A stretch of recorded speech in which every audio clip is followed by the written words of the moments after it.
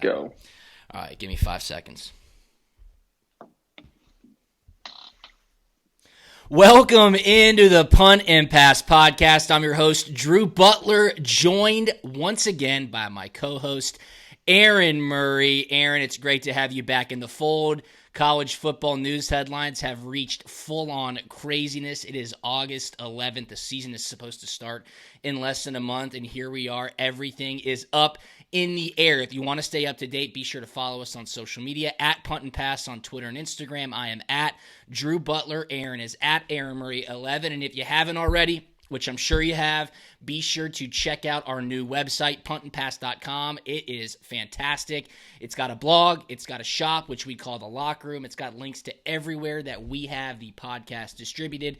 And, of course, YouTube videos, which I will have this up later on today. So if you're stuck at the office and you want to see two handsome guys talk about college football, fire up Punt and Pass YouTube channel or just go to puntandpass.com. Aaron, look, on Friday, the SEC released its schedule. It was expected that the Big 12 was going to release their schedule on Monday. And then Saturday, the MAC cancels football. And on Sunday, it's being reported that the Big 10 is going to cancel football and that the Power 5 schools are going to follow suit and we will not have college football this fall. It is full-on insanity. And I just want to ask you, as we start out this podcast, what the hell is going on? I have a really hard time believing that the SEC would have grueling meetings with decision makers, take weeks and weeks to figure out how they're going to work this schedule in 2020, for less than 48 hours later to be told you can't have football. Tell me what the hell is going on, my man. Yeah, I just don't think that the decision had to be made just yet. And that's the one thing I love about kind of what the SEC is doing right now. And the ACC is like, we're learning. Sankey said we're learning something new every single day about this virus. We're learning to get used to it, to live with it, how to be safe with it, how to keep our players and coaches safe. We want to see what it looks like once we get kids back on campus. Yes. Like, it's a day-to-day thing. I just don't think on August 10th a decision had to be made now. I don't know what the rush was. I don't know if it was hey, we're scared to be the last one to cancel. We don't want to be that guy, that a-hole that was trying to hold out to the end. And like I said, be the last one to call it quits for the 2020 season. So we're just going to call it quits now. I just don't think timing-wise a decision had to be made right now. I think he's to continue to go on with practices, getting kids back on campus, and then reevaluate in a couple weeks as we get closer to September, saying, okay, we have 3 weeks to the first game, or at least plan first game.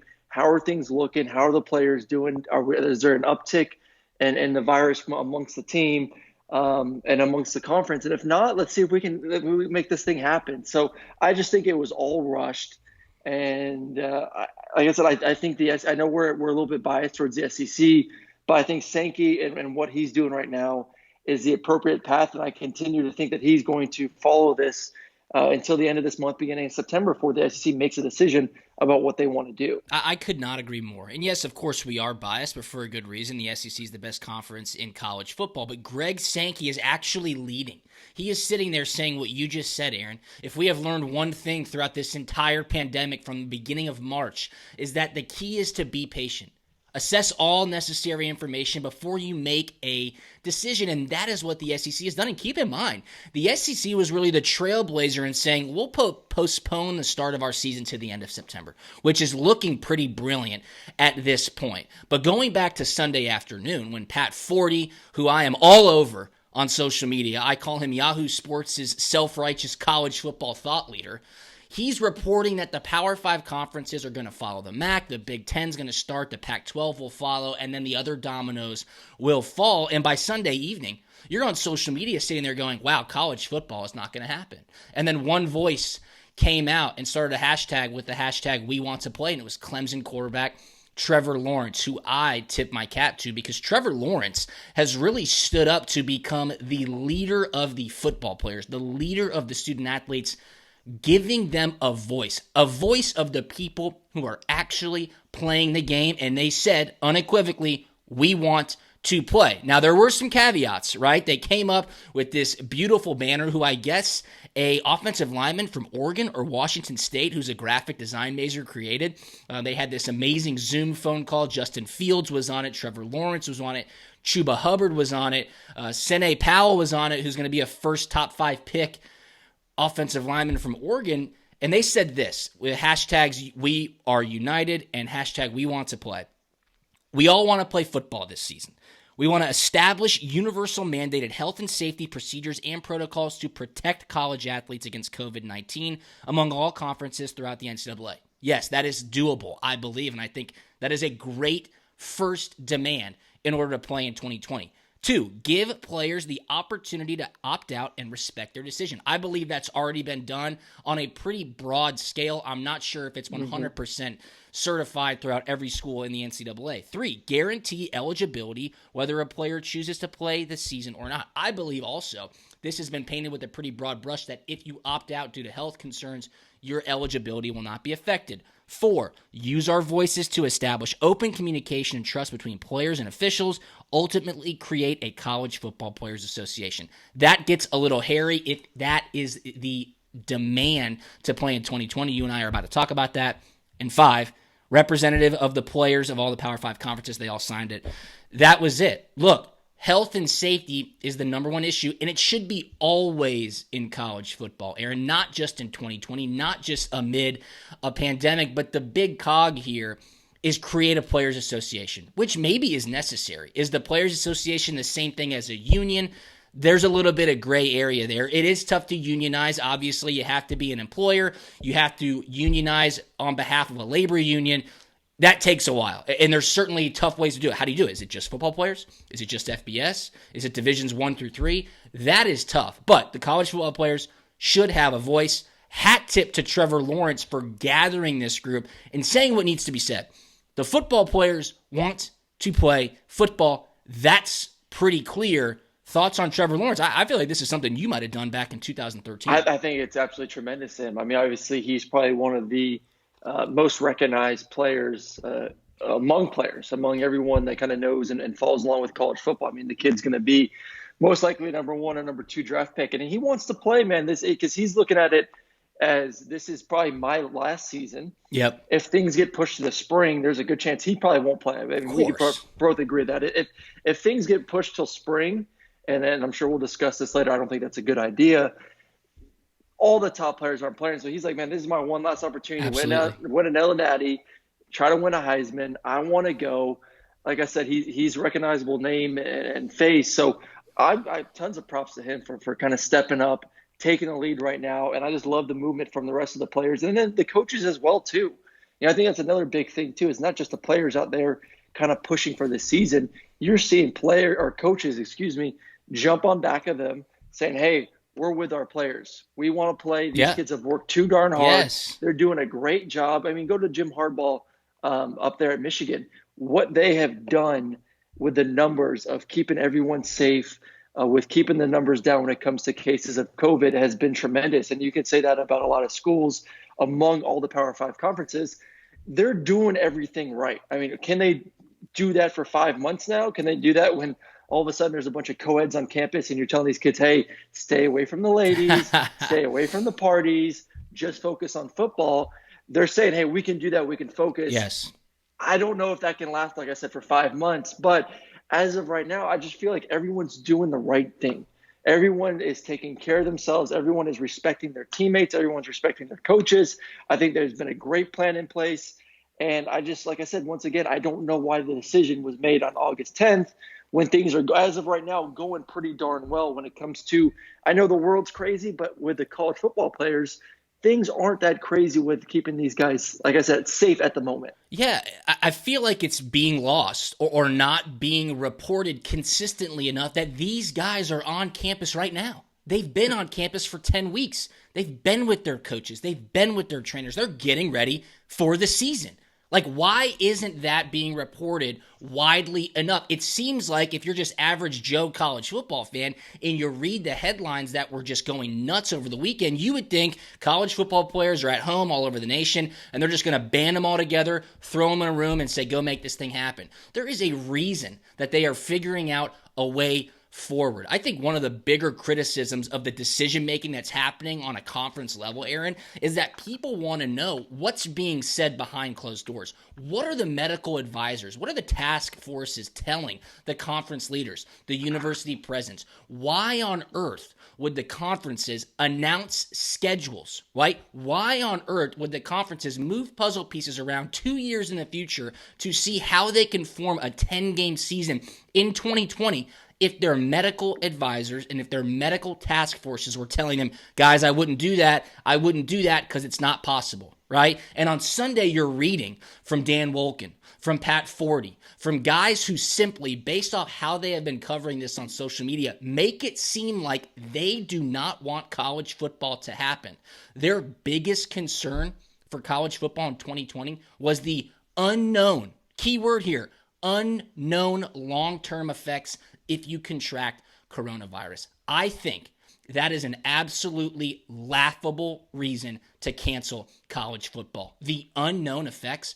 Are you kidding me? And Aaron, I got in the muddy waters on Twitter on Saturday because I said that's ridiculous, right? And I understand this is a virus, and I understand it's contagious. But what is known and what is a fact is that if you play football and you are in a contact position, there is well-known long-term effects on your brain and body from football, yet we're all okay with that, and we carry on. Are they different?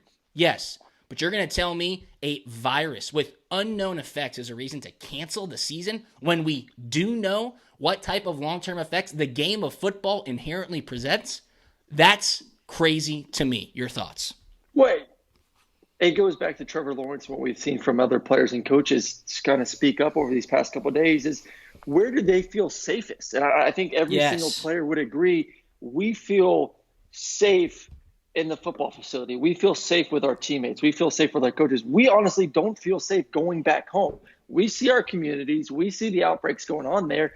The chances are probably 2-5 times greater going back home in the fall conservatively than being on campus and being with their teammates. So I think that's another big issue too. Arise like this is a safe haven. This is a way to escape. And if you're not going to have kids on campus too, or if there's going to be a curriculum where 50% is going to be online, 50% is going to be in the classroom, we're going to have limited amount of students in the classroom, that makes it even safer to be on campus too. Like the Pac-12, if you're not going to allow kids on campus, that's the best place to put the football players. They're away from everyone. They're just among themselves. It's pretty much a glorified bubble, yes, kind of what the NBA is doing out there on the West Coast. So if your goal as a conference president, as a conference AD or a school's AD is to protect these kids, to keep them safest, I know you're worried about, hey, if there are some hard issues that come along with this COVID and maybe we're liable down the road. I think like I said, there's a greater chance of these kids getting COVID when they go back to their hometowns than being on campus right now, especially if you find a way just to kind of keep them amongst their coaches and players. And I think all players want that right now. I think if you kind of polled the players at the moment, and myself, if I went back 10 years ago to when I was in college and they said, hey, listen, if you want to have a season, this is what you need to do to make it happen. Will you abide by this? And you just have to look at the leaders of your team. Yes. The leaders, the quarterback like Trevor and everyone else saying, guys, we need to buckle down. If you want to play football, you got to sacrifice for 3 or 4 months. I mean, are there going to be kids that go rogue? Maybe you have a penalty. Say, hey, listen, if we find out that you're out and about and doing stuff you're not supposed to be doing, you're not playing that week. Yes. You have to quarantine yourself. We're not going to take a chance. You hold the kids accountable. They want to be treated like men, then hold them accountable and make a plan. And if not, they have to sit out. I just think there's ways to make it happen. And I think, like I said, they're doing a great job making it happen right now. They are. And, I said this on 11 Alive in Atlanta yesterday because they asked me that exact question. Like, is it possible to kind of do the involuntary bubble? And I said, I think you're losing sight of the fact that football players sacrifice so much already in season. It's not really that much of a difference. I mean, sure, you like to go out after a game to celebrate a win or to drown away a loss. And sure, maybe one night a week on a bye week or one night during the season on a bye week, you're able to get together with the boys and head out if you're of legal age or whatever. But it's really not that big of a difference from a sacrifice standpoint of if you want to play football, here are the necessary precautions we need to take. So I think that is a ridiculous answer or a ridiculous argument to make it seem like college football is not a possibility. But Aaron, you brought up a great point. These university presidents, these decision makers are only thinking about liability on their end and the bottom line. And here's what really happened. Yes, the unknown long-term effects of COVID are certainly on their minds. Are they liable if something tragic were to happen? Who knows at this point? I'm sure there would be some. If you're a good enough lawyer, you can dig into the books. But the other thing is this, okay? From June, when it was really up in the air if will college football happen, it seemed like the issue was there's too much money to lose for college football not to happen. And then the players stood up and said, wait a minute, if your case is that there's too much money to lose, maybe we should get some of that money if we're playing in a pandemic. Then the university presidents, with the ultimate cop-out move, kind of banded together and said, nope, that can't happen, so we should not have a college football season. That's how I kind of saw it from the outside, right? Because if they were, and if they are, to find some sort of agreement, whether it be through creating an unofficial players association with plans to make it more official down the road, there is a big tilt in the future of college athletics and amateurism coming to a head right now with college football being played in 2020. Look, they're going to play. They're going to play somehow, some way, because the Big Ten just yesterday tried to bully the other Power 5 conferences and say, let's cancel. The university presidents voted to cancel the season, and then later on in the afternoon, schools like Ohio State, schools like Michigan, schools like Nebraska said, we'll find a way to play. We don't have to play in the Big Ten. Our players want to play. Our coaches want to coach. We want to play. And the Big Ten backtracked and goes, wait a minute, we're just talking about possibly postponing the season. Aaron, it is full-on craziness. What are your thoughts? What are your thoughts on, we talk about postponing the season and pushing it back to the spring. I just don't see that happening. Like the Mountain West came out last week and said, oh, we're going to push it back to the spring. You can't tell me as a player, I mean, maybe a player punter safety. Could do this. Yeah, a punter could do it because you're not getting hit. But every other player on that field, besides the specialists, they can't play 20 plus games in 7 months. Of course not. You're going to tell me a kid's going to play 12 games, possibly 13, 14 games, take a month and a half, 2 months off, and then go play another 13, 14 games? Complete joke. It's not happening. It is not happening in the spring. For people to say, oh, let's just push off to the spring, you cannot play 2 seasons in 1 year. You want to keep players safe? That is not how you keep players safe. Those dudes will be torn to shreds in that fall season. Absolutely. Torn to shreds. Absolutely. So if you just might as well say it right now. That's why no one's come out with a plan saying, okay, we're going to push it to the spring, and this is what it's going to look like, because they know that's not realistic. They're just hoping the fans get off their back by saying, okay, it's fine, we'll push off to the spring, and we'll get football. No, for those listening, there will not be football in the spring. Amen. It sounds cool, but it ain't happening. It's going to get pushed back to the following year. So, Amen. And plus, even if you push it back to the spring, all those top prospects, Justin Fields, Trevor Lawrence, all these other guys, they ain't playing. They're not playing. Let's see if we can make this happen. And if not, we're pushing it back to fall of 2021. Yeah, no, you're 100% right. And again, going back to if player health and safety is the main issue here, it is a complete sham. And it's bullshit if university presidents say we'll play 2 seasons in 1 year. Because if you look at the data of the coronavirus, the infection rates and the fatality rates of this age group, I promise you that playing 30 college football games would be more detrimental to a player's health and safety than the possibility of contracting COVID. I'm not saying that scientifically, but I think, and I think you might agree, Aaron, playing 30 games with a month and a half break on your body could present probably more significant long-term effects than maybe contracting coronavirus. Again, I'm no doctor. That's just what I think from an insane thought of could you play 2 seasons in 1 year? And you pretty much answered a question that we got on Twitter at Punt and Pass, at Drew Butler, at Aaron Murray 11 from Jason Simonovich. He says, for the conferences and divisions moving to a spring schedule, do you believe physically you could play a spring season and then have a team ready to compete that same fall? Seems like a quick turnaround. You just answered it, Aaron. No chance. Absolutely no chance. I know you're saying, oh, they're younger guys. They're not, NFL players that are a little bit older. It takes a little bit longer. But dudes are going to get hurt. Then all of a sudden you get hurt in the spring, and then you lose your ability to rehab and get ready for your senior season. because it's such a close turnaround. You don't have that rehab time, that time to heal your body, heal your mind. I mean, you brought it up earlier, Drew, the fact that this is a contact sport. There's a lot of head trauma that goes into it. I just don't think if like you said, if safety is the number one key for players, it's unrealistic in my mind. That's a non-starter. Yeah, To that's play. a non-starter. Listen, I played through a lot of stuff in my time at Georgia. I mean, I was banged up every single week. There was no chance I could play 2 seasons Hell no. in one calendar year. It's not happening. Brian Williamson at Dogbrain on Twitter said, will the NCAA give current players an extra year of eligibility if the season is canceled? If they do, when that happens to the 85 scholarship limit, what will happen? If they hold it at 85, the only slots for 2021 high school seniors will come from attrition and the draft.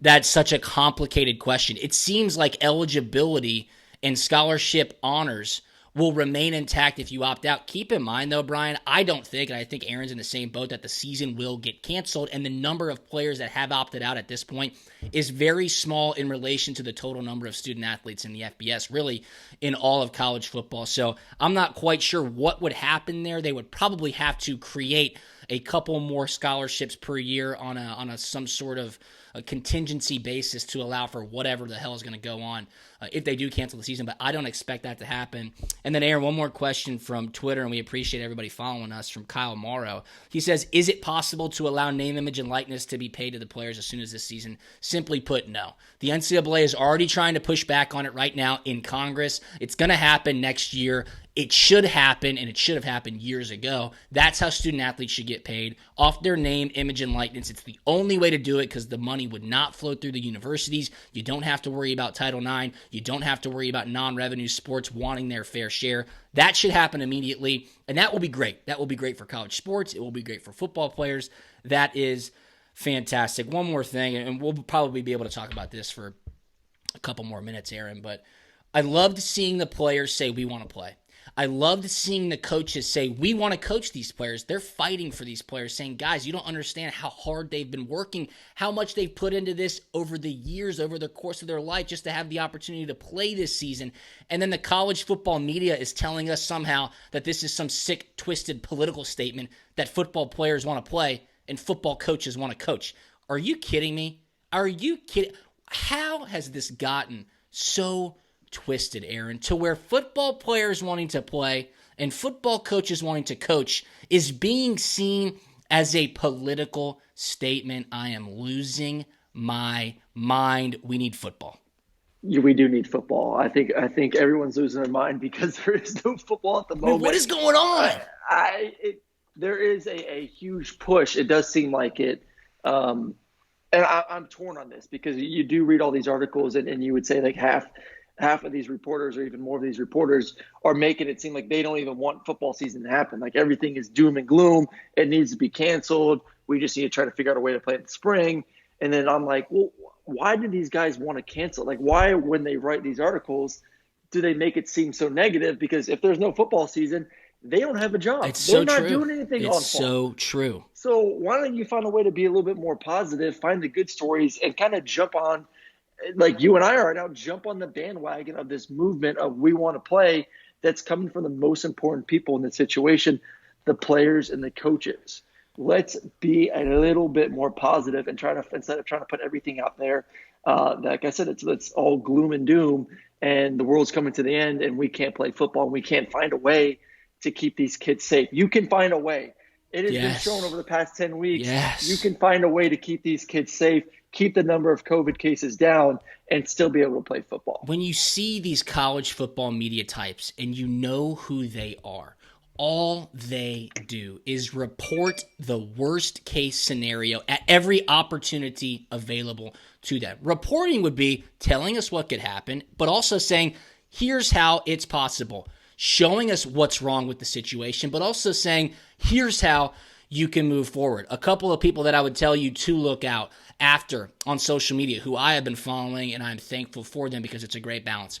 Peter Burns from the SEC Network, fantastic, positive looking, realistic, giving his takes on how it could happen. Joel Klatt from Fox Sports, who I like to give a little bit of heat to, he posted an amazing 10-minute video on YouTube, and he said this conversation is difficult and nuanced. But to sit here and say that college football can't happen is just wrong. It's wrong on behalf of the people who are peddling it. It's wrong to the players and coaches who work for this. And really, it's wrong for everybody. I mean, I was called arrogant, selfish, insignificant on Twitter this weekend for saying I think the reasons that they're throwing at us for canceling college football is crazy. And our buddy Aaron, Roddy Nabolsi from UGA Sports, put out a blunt, but I thought perfectly stated tweet this past weekend when talking about should there or should there not be college football in 2020. He said, if there is college football, players will test positive, some players will get sick, and maybe, tragically, one may pass away. And if there is not football, players will test positive, some may get sick, and maybe, tragically, one may pass away. That is the reality of the situation. Football or no football does not determine whether the virus spreads among these student athletes. And I will give you one name of who can fix all of this, Aaron. And this is zero hyperbole. Nick Saban. And Coach Saban came out yesterday and he said, you know what, I find it funny because a couple of months ago the conversation was, should we reopen college campuses and should we have in-person classes? Now that that is happening, the conversation has twisted to, well, should there be football? He says, I do not see the balance as to why now football is in the spotlight. And if Lord Nick Saban gets on the train and says we need to have college football, probably a pretty damn good chance we're going to have college football. Yeah, I think I do think SEC, ACC is going to go for it. I do think they're going to try to wait till the end and make this happen. Big 12, I think, is up in the air a little bit for me at the moment.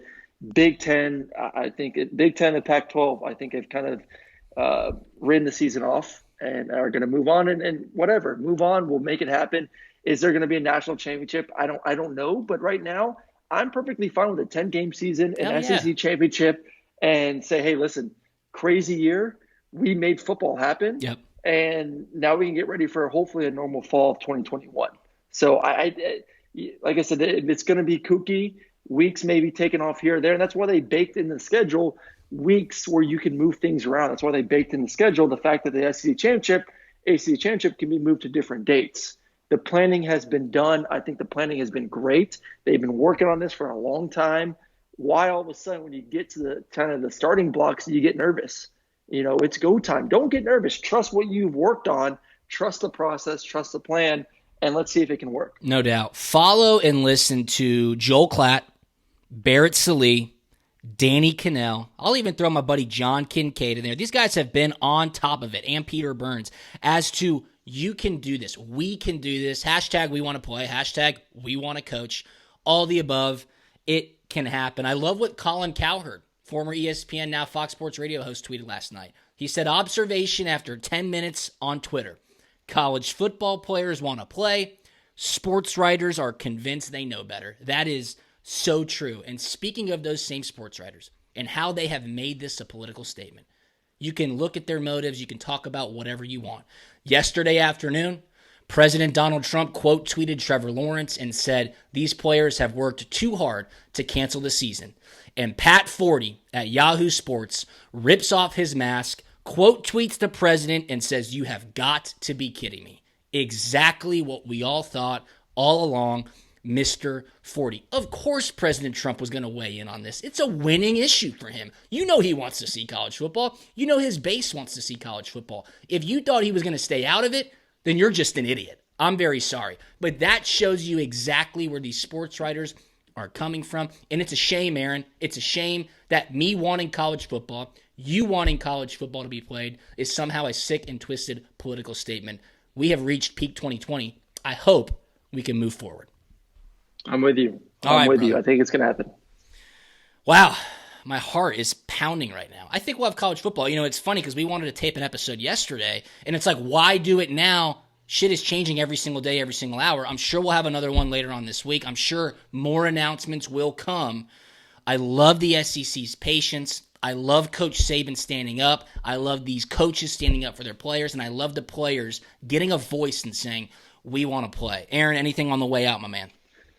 No, man. Like I said, let's just stay the course. Trust what we've kind of been, what these presidents and coaches and players have been doing these past 10 weeks, and it just don't rush. That's all I'm gonna keep saying over and over. Just don't feel like a decision has to be made on August 11th. I think there's still 3 weeks before you need to really start making a decision if we're going to play, if we're not going to play. See what happens when kids get on campus. And like I said, I think these guys want to play. I think they're willing to sacrifice. I'm talking about the players to make sure they get a season in 2020. No question. Tell me something good. How's Madman? How's Maddox Murray doing? Maddox is just, man, he's thriving, sleeping well, Love it. very alert. He's been a Perfect. good little boy, so I can't complain too much. Good. Eat crap and sleep. That's about it. Rinse and repeat, bro. It is the Yes. best job in the world. Thank you for tuning in to another edition of Punt and Pass. Be sure to follow us on Twitter and Instagram at Punt and Pass. I'm at Drew Butler. Aaron is at Aaron Murray 11. Visit puntandpass.com. Read the blog. Shop the locker room. Check out our YouTube channel and everywhere that you can listen to Punt and Pass. Thanks for listening. We'll talk to you later. See ya.